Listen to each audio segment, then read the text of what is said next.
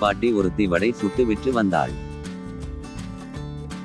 ஒரு நாள் அவ்வழியாக பறந்து வந்த காக்கா ஒன்று ஒரு வடையை திருடி வாயால் தூக்கிச் சென்று உண்பதற்காக மரக்கிளையில் அமர்ந்தது.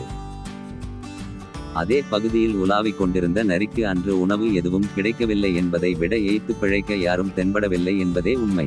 பலத்த ஏமாற்றத்தோடு அங்கும் இங்கும் அலைந்த நரிக்கு மரத்தின் மீது அமர்ந்திருந்த காக்கை மீது பார்வை சென்றது.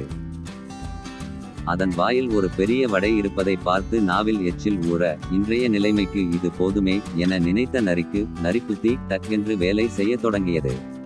காகத்தை அண்ணாந்து பார்த்து, காகமே காகமே, நீ நன்றாக பாடுவாயாமே, உனது இனிய வாயால் ஒரு பாட்டு பாடேன், எனது களைப்புக்கு உனது பாடல் இதமாக இருந்தால் நன்றியோடு இருப்பேன் என்றது.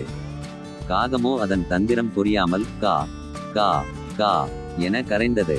வடை கீழே விழுந்தது. நரி சிரிப்போடு வடையை தூக்கி கொண்டு மெல்ல நகர்ந்தது.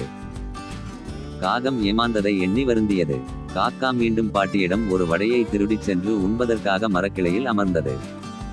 நரி மீண்டும் வந்து காகத்தை பார்த்து, காகமே காகமே, உனது பாடலைப் போலவே நீ தந்த வடையும் மிகவும் சுவையாக இருந்தது. உனது நல்ல குணத்திற்கு யார் ஈடாக முடியும்? களைப்பார பாடலை கேட்ட எனக்கு நான் பசியோடு இருப்பதை உணர்ந்து வடையும் கொடுத்தாயே பார், அது தான் நீ என புகழுரைத்தது. காகத்துக்கு தடுமாற்றம், உண்மையில் நான் தான் தவறு செய்து விட்டேனோ என எண்ணியது. நரியின் தந்திரம் புரிவது போலவும் புரியாதது போலவும் அதற்கு இருந்தது. இதை உணர்ந்த நரியின் நரி மூளை உடனடியாக செயல்படத் தொடங்கியது. காகமே, உனது பாடலில் ஒரு சில சொற்களின் அர்த்தம் புரியவில்லை, இன்று ஒரு தரம் பாடுவாயேயானால் அர்த்தமும் புரியும், களைப்பும் தீரும் என்றது. காகத்தின் சிறு மூளைக்கு நரியின் தந்திரம் புரியத் தொடங்கியது. இருத்தும் நரியின் புகழாரம் சற்று மயக்கத்தை கொடுத்தது. உடனடியாக தனது வடை மீது அதன் கவனம் பரவத் தொடங்கியது. நேற்றைய துன்பம் இன்றைய புகழ் மயக்கத்தை வென்றது.